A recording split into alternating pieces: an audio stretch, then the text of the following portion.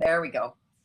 I'm really happy that we get to have this chat and you get to hear kind of firsthand from her. She is the mother of Nacho Kids, and it's just the most amazing concept idea. I think she turned something that's a real practice into something that everybody can do because they can totally relate to it. And I can just share with you quickly that when I started on this journey to make a Facebook group and to connect with other stepmoms and to try to share my useful experiences in step parenting, my first idea was to do a podcast. And I wanted to call it Not Your Mom. And then notyourmom.com was taken and I couldn't find another name. And while I was working on it, then I don't know, I got the idea that it might be more straightforward at the beginning, at least, to go with a Facebook group than trying to do a podcast that I know absolutely nothing about. So here we are. Anyway, I'm going to make you be the main presenter now. And how do I do that? I think I do it. No, it's the other way around. Sorry, you used to have to, okay. You're fine. have to put up with me. I'm going to just move, remain, put on hold. Sorry, everybody. I think it's good. I think we can just go. Okay. Okay. And so tell us your story, because I'm sure lots of people haven't been to your actual website yet or seen your story. So tell us a bit about yourself. Okay. When I met my husband, soon to be husband, he had 4 kids and I had 1. And we talked about, of course, once the relationship developed, of getting married. And we weren't naive to the fact that we would have struggles. So I'm a reader. So I read everything I could possibly read about blended families, things to expect, things to lower your expectations on, things of that nature. So we felt like we were pretty prepared going into it. The first year was not bad. The second year, Lord have mercy, hold on. It just went crazy.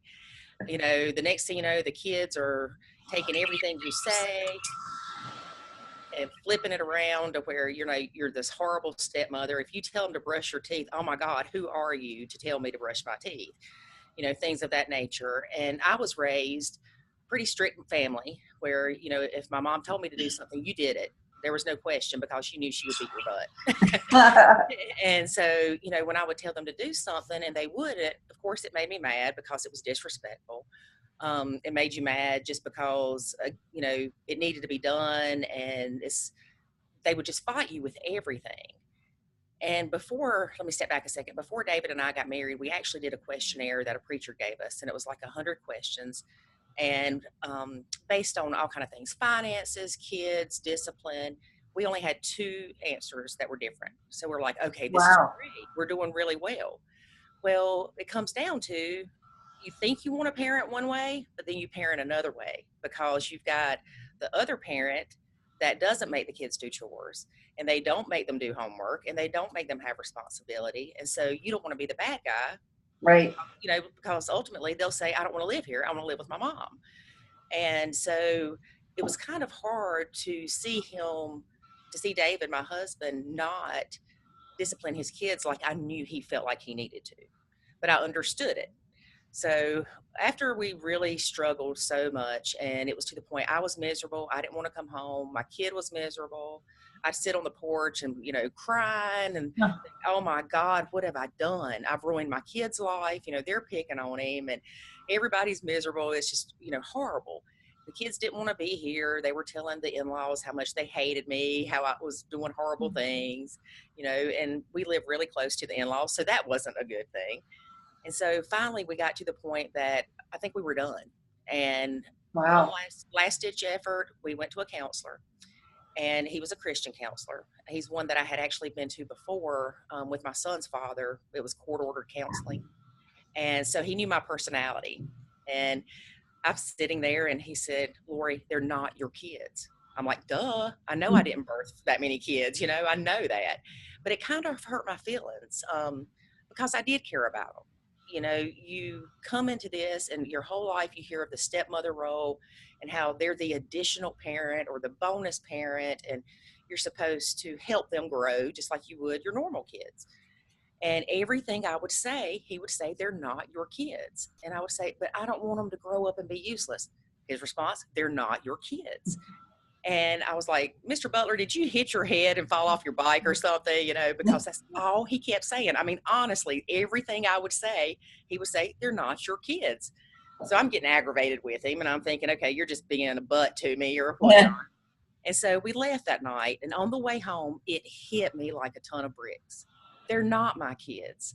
If their dad doesn't care if their teeth fall out of their heads, why do I? You know, if they don't care if they do their homework, why do I? Why am I making myself a target for, you know, their anger or whatever, and, you know, inserting myself where I'm not wanted? And it took a long time. It took patience. It took extreme self-discipline on my part. Yeah. I am extremely outspoken. And so every time they would do something that aggravated me, I would just get up, leave the room, and go watch House Hunters International. Yeah. I watched every episode of House Hunters International. I am not exaggerating. And of course, you know, I wanted to go sell goat cheese on the side of the mountain and leave this whole mess behind because it was miserable. And then I don't remember specifically time frames, but maybe 6 months. You know, if they would ask me something, I would say, ask your dad. I had no interaction with them unless they interacted with me first. When they came in, I didn't say, hey, how are you doing today? Nothing, you know, because if I said, hey, how are you? And they didn't reply to me, it made me mad. So it's like, don't set yourself up for this. Just, Right. you know, do like you do at work with a coworker that you don't like. You know, you acknowledge them when you have to, otherwise you don't engage with them.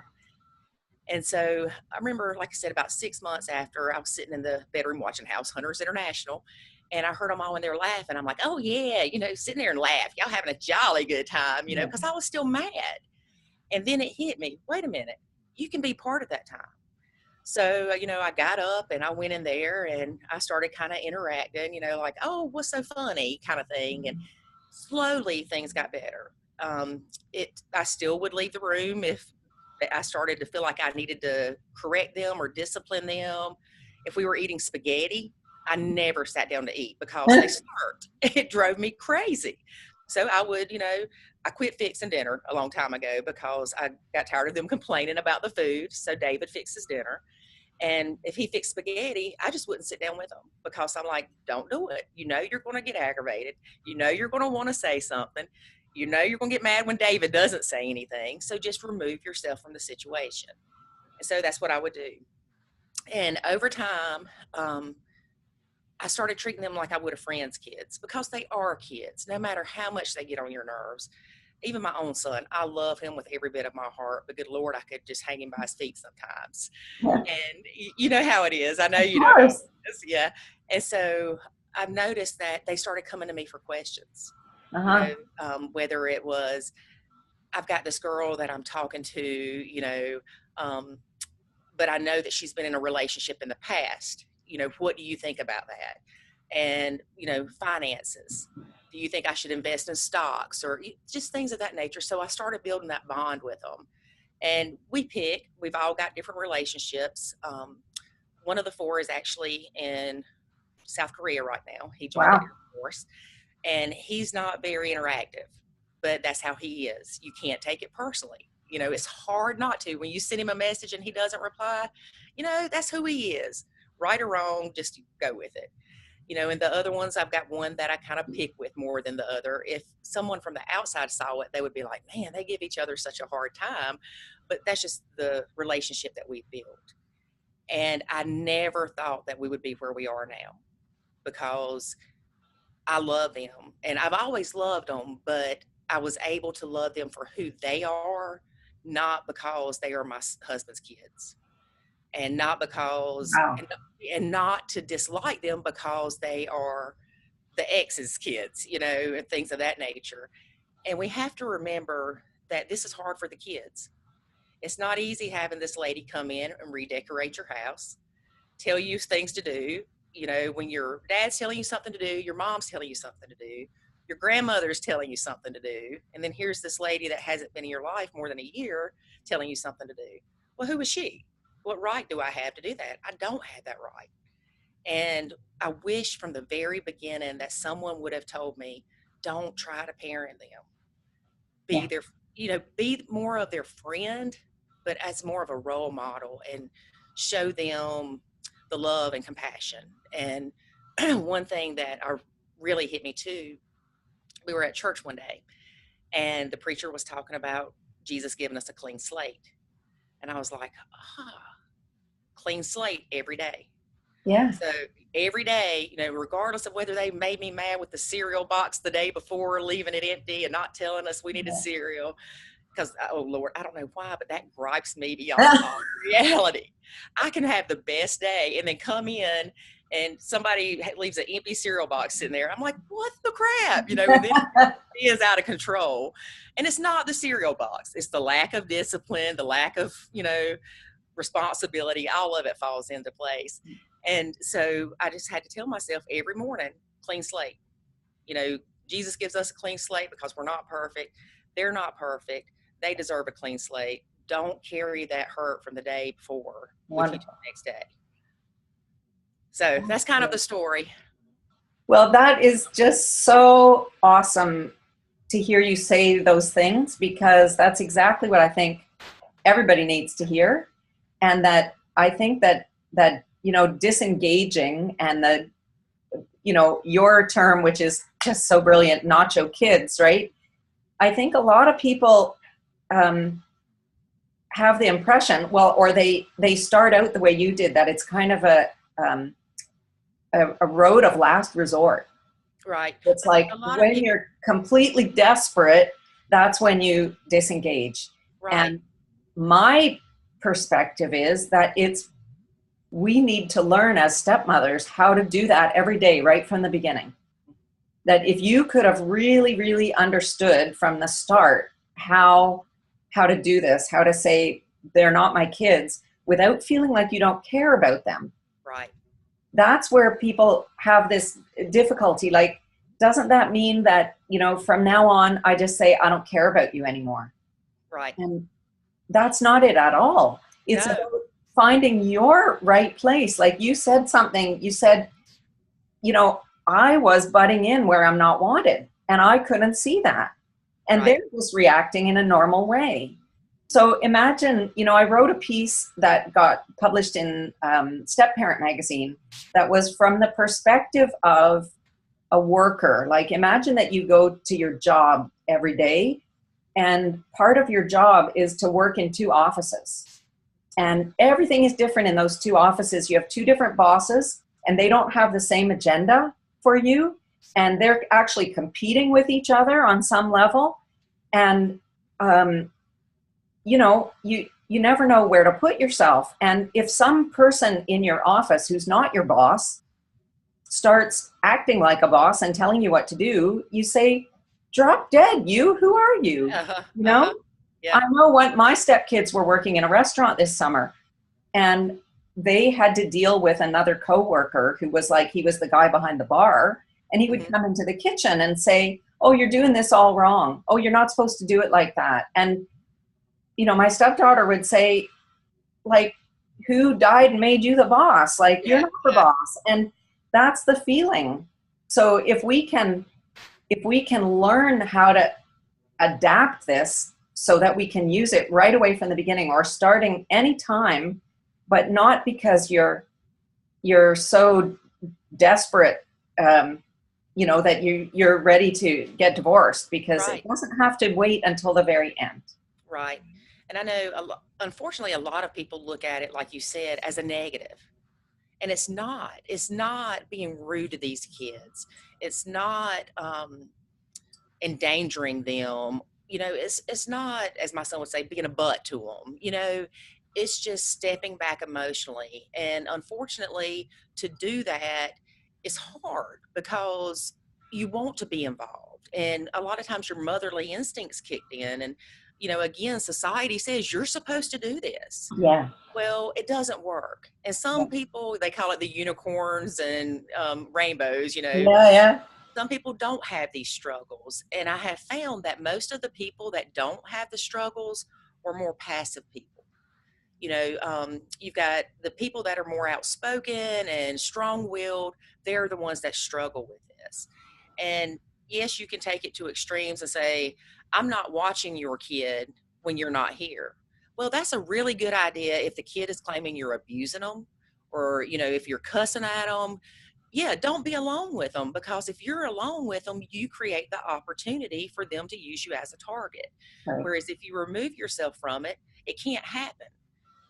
Even with the in-laws, I remember I would go to the in-laws and they would say, oh, well, how's step kid 3? I would not engage in that conversation. I would just say, huh, and change the subject. And they're looking at me like, hey, I just asked you a question. Well, look here, lady, I'm not getting in that, because I know what's going to happen.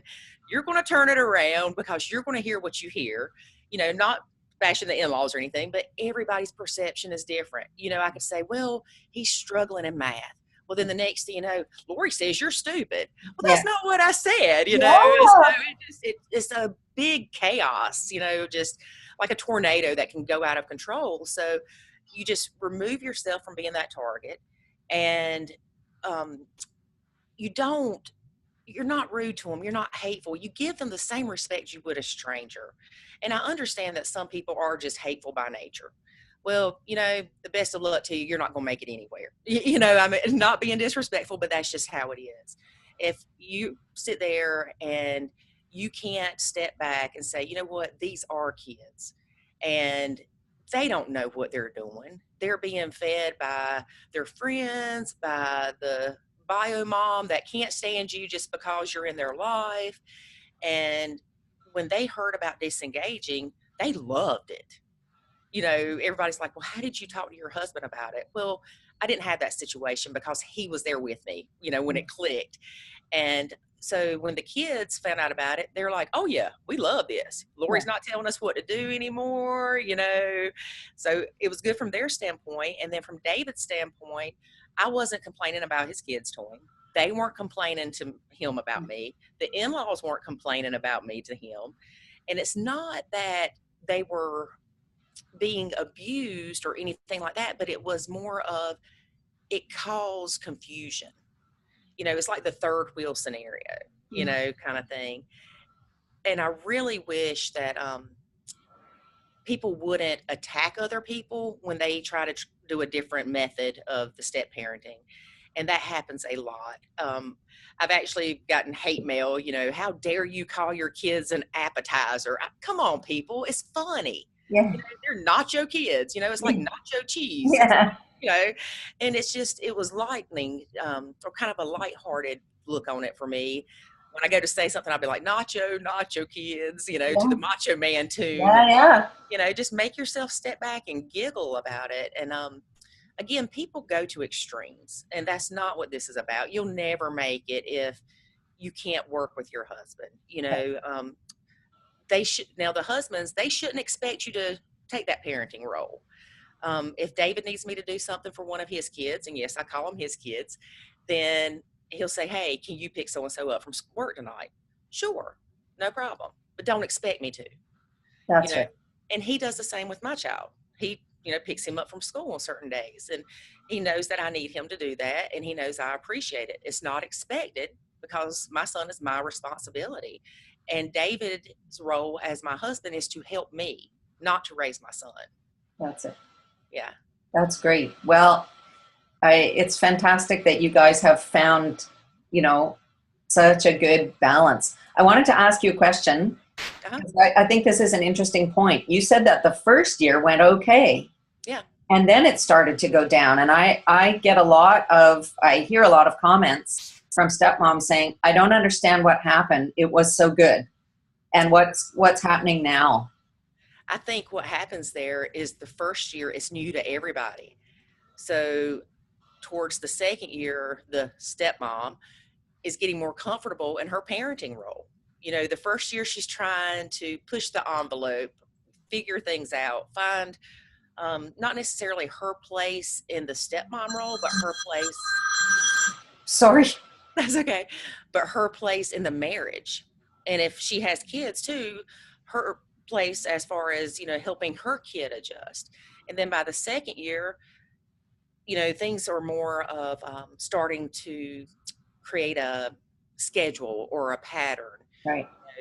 You're more comfortable coming home. You come home, you fix supper, kids do their homework, things of that nature. And so dad has stepped back a little bit because as women, we have a tendency to jump in. That's it. Men have that 30-second delay if you ask them what they want to drink.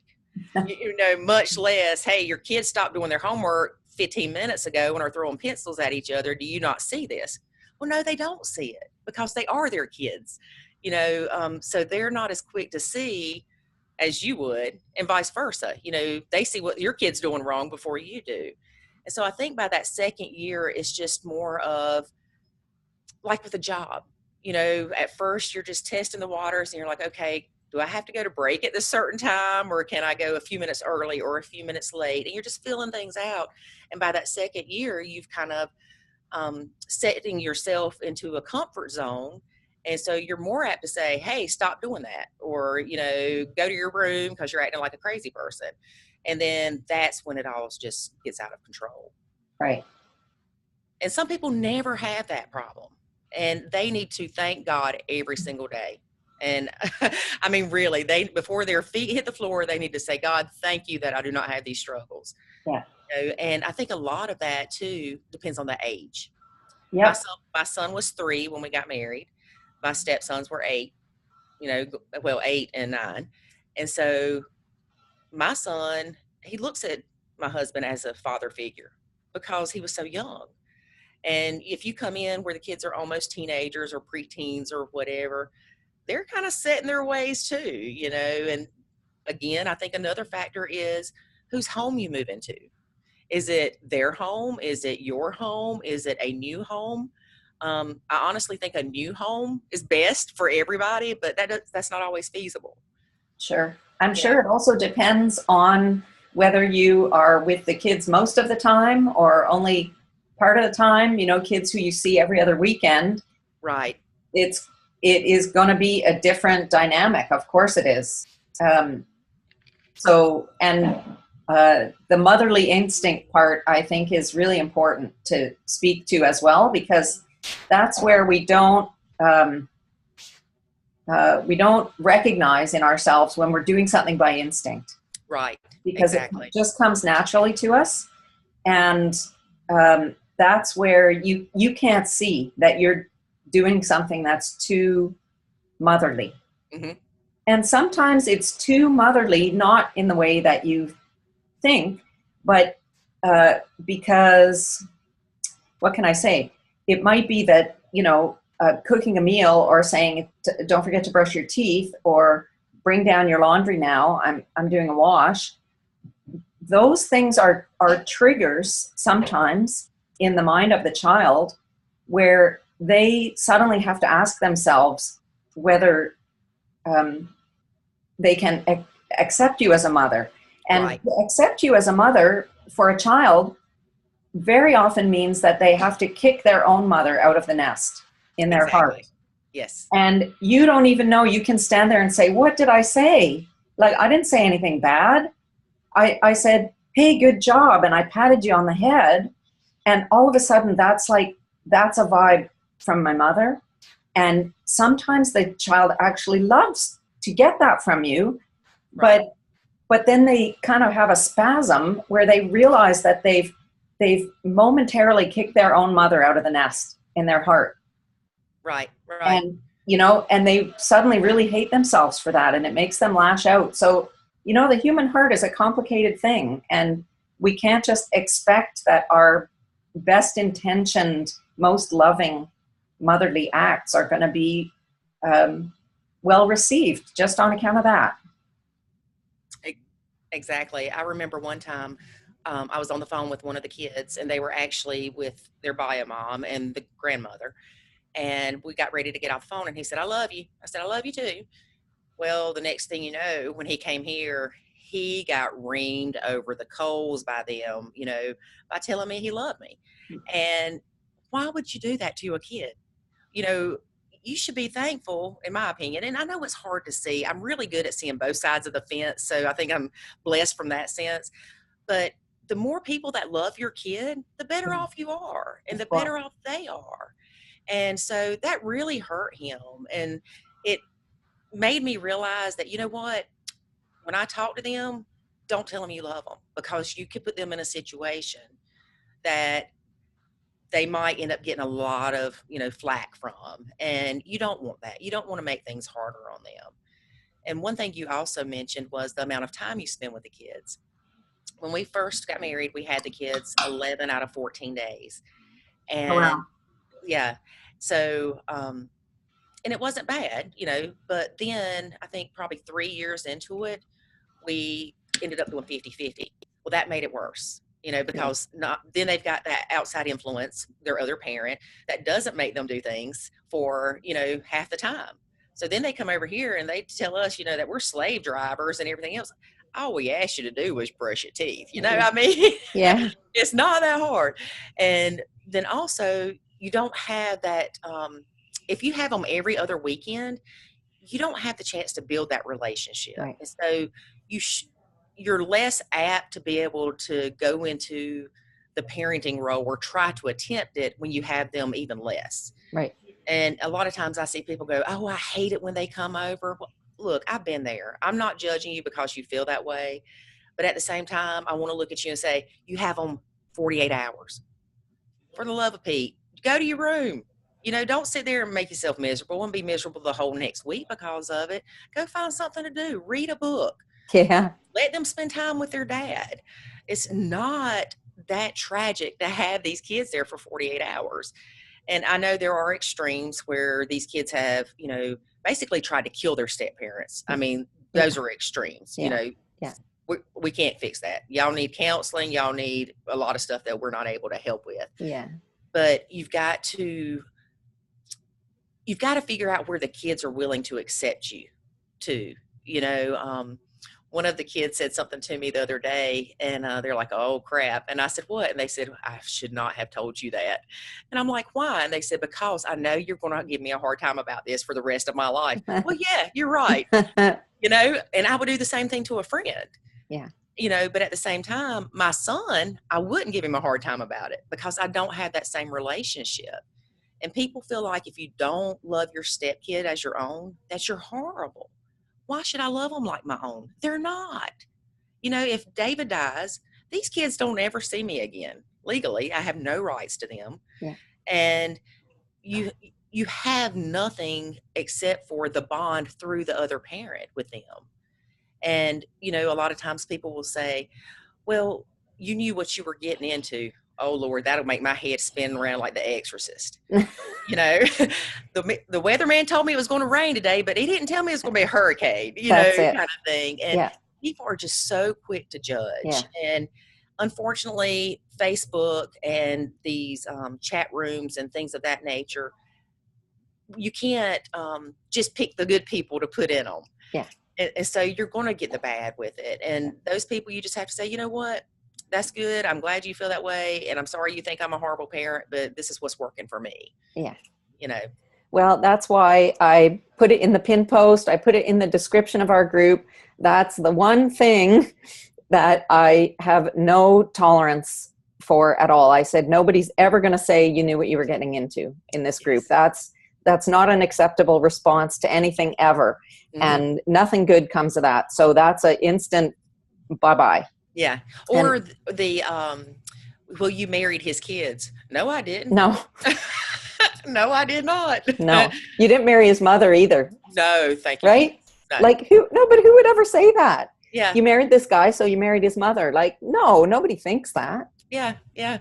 And, a lot of times, and I know this was the case with us, when David and his ex got divorced, the mother-in-law stepped in and helped. And that happens a lot. Well, then when the new wife comes in, then the mother-in-law feels like she's being pushed out. Right. The kids feel like you're pushing the mother-in-law out. So why are you being mean to my grandmother? I'm not being mean to your grandma, but she don't need to come to my house every day, kind of thing. And so there's so much more that you have to step back from the situation and look at it, Yeah. kind of as the forest Yeah. kind of thing, to see how everybody's reacting and involved with each other and their interactions. When I was going to school, it was rare that we had split families. Yeah. Now it's the opposite. Everybody goes to the other parents every other weekend, or they have 50-50. And, it's not the same dynamics as it was when we were growing up. And so that's hard on the kids too. I can't imagine, being split between my parents. Now, there were times I wish they would have gotten divorced when I was 3 because they were miserable together. But at the same time, you have the struggles, whether you're a nuclear family or a step family. But if it's a step family, it just explodes, and it's like 3 levels of hell compared to just one, kind of thing. It's true.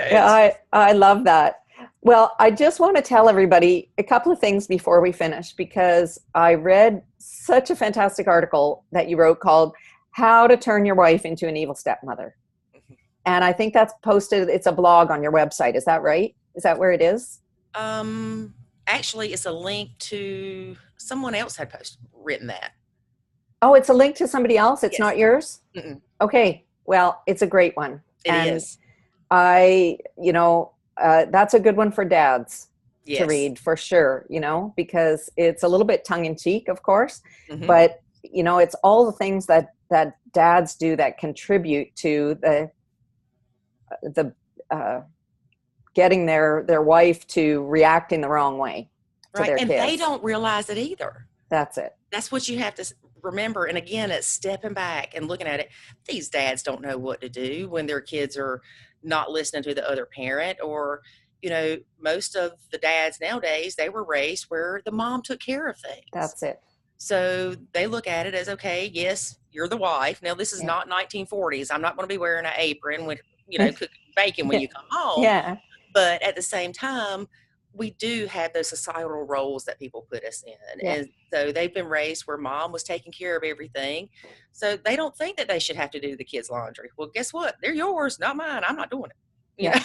I'm just not going to do it. And it's not a hateful thing. But again, it's just, you can't expect your responsibilities to change hands just because you get married. Exactly. And I think that the one big benefit of stepping back is that dad is compelled then to work stuff out with their kid that they wouldn't otherwise. And especially where, like you said, they don't want to do the discipline because they only see them, for a weekend. Right. They don't want to spend their few moments with the kids, kind of keeping them in line or telling them what to do. But they have to find a way together. They have to work it out together so that the dad can take his proper role as a parent and not just be kind of a happy uncle, right, that they come to visit, or a Disney dad, or whatever you want to call him. Mm-hmm. He needs to take his parenting role back. And it doesn't mean being strict or in a bad mood all the time, but they need to figure it out between them without you in the way. Mm-hmm. And like you said, the main contact that those kids need is actually with their dad. So let them have it more. You don't have to be around all the time. No. And, if you want to spend time with the kids and you enjoy it, that's fine. And one thing we say at the Nacho Kids is it doesn't work for everybody. Some people are stay-at-home moms. Well, yeah, everything's not going to apply to you, but at the same time, you can still treat them like they're somebody else's kids. That's right. If you have that mental thought process before you react, then you realize that, hey, I can do this. I can use this and apply it in my situation. That exactly. And actually, and I joke about this all the time, but learning how to do this with the stepkids, I do it at work. If I'm sitting in a meeting and somebody goes, well, we need to do this, and I think that's a bad idea. Yeah. And I think, okay, do I really want to argue this point? Or, is it really going to matter? Am I going to get upset? And by the time I go through all this, I'm like, they're going to do what they want to do anyway. So just let go of things you can't control, and unfortunately, that is one of the hardest things that anybody has to do, is to let go of what you can't control. And almost like you feel weak because of it. But if once you learn to do it, it will empower you to do it in other situations. Exactly. Exactly. And what I'm always telling people is that the way to get closer to your stepkids is almost always to back off. Yes. And it's, you know, counterintuitive. It's not what we think. We want to kind of press forward, but stepping back seems to be universally the answer to most of those problems. And I've seen it in our group too, where people say, okay, I'm trying out disengaging, and so far, you know, this has happened and this has happened and this happened. I think I'm onto something good here. Yeah. And it's beneficial to you as well. You're able to build that relationship with a person based off of their likes and, you know, their personality, and not because you have to, you know. And the same people that say you need to love them like they're your kids, well, nobody's making them love me like I'm their mom, you know. And so it's like that double standard all the way around with it. And the kids will tell you they love me, but not like their mom, because I'm not their mom. And that's okay. I don't want to be their mom, you know, because I get to be the fun time, you know, kind of thing. I just, you know, we tell the dads don't be the fun time dad, but then the step parent, it's okay for you to be that way. Your role is not to parent them. And it's so hard for some people to understand that. And sometimes you just want to shake them and go, listen, it's not okay to be rude to these kids. And it's not okay for you to come in and act like you gave birth to them, because you're not going to be treated that way. You're just causing problems, you know? Awesome. Yeah. Well, this has been amazing. Thank you so much for doing this. Well, thank you for having me. I think everybody's going to get so much from being able to hear you talk and see you live. And thank you so much for joining our group. You contribute so much with your comments, and it's just such a great energy to have you there. Thank you very much. Thanks again so much. And everybody go visit nachokids.org. That's a great website. Yeah, and we're going to actually try to get better with the podcast. Like I said, we disengaged with it. We disengaged from the disengagement. Yeah, good for you. Yeah, so actually we'll have to have you on. And I would love that. Yeah, David's backed off from it a little bit. He's got other, you know, things that are pressing his time. And plus he gets aggravated saying women just want to complain and not do anything. So, you know, rather than fighting with him about this, we're just going to have other women on. And awesome. You know, start doing more podcasts and more articles and things of that. Awesome. I'm just going to say one more thing before we close, that one of the very first things that I did on this group was make a series of videos called 5 Ways to Be Not Your Mom. That's from like way back in September or October. Okay. And those are, they are somewhere on the Facebook group for sure, but there is a YouTube channel called The Spectacular Stepmom, where I've parked all the videos, all these little video tutorials that I've been doing through the Facebook group. They're all there on The Spectacular Stepmom at YouTube, and it makes it easier to find them, that you don't have to kind of scroll through months and months of Facebook feeds. So that's where anybody can find those recordings. And that was where I talked about different ways of, like you said, of being the kind of being the mom next door, or be your friend's mom, or something like that. I had some different ones. You know, some people like to kind of feel like a camp counselor, where you're around the fun time. And, you know, at my stage of things, I'm more of a mentor now. And that's another kind of persona that you can take. So it's ways of looking at your situation so that you can kind of wear a personality that feels right for you, in the right way to connect with your kids. Yeah, I'm going to have to check those out. And one of the things that I did on the Nacho Kids, we've got the website, and of course, and then we've got the Facebook group. Well, people don't want to air their dirty laundry, you know, and God forbid people don't want their husband to see that they don't like their kids, you know. I mean, it's just, you know, so dramatic.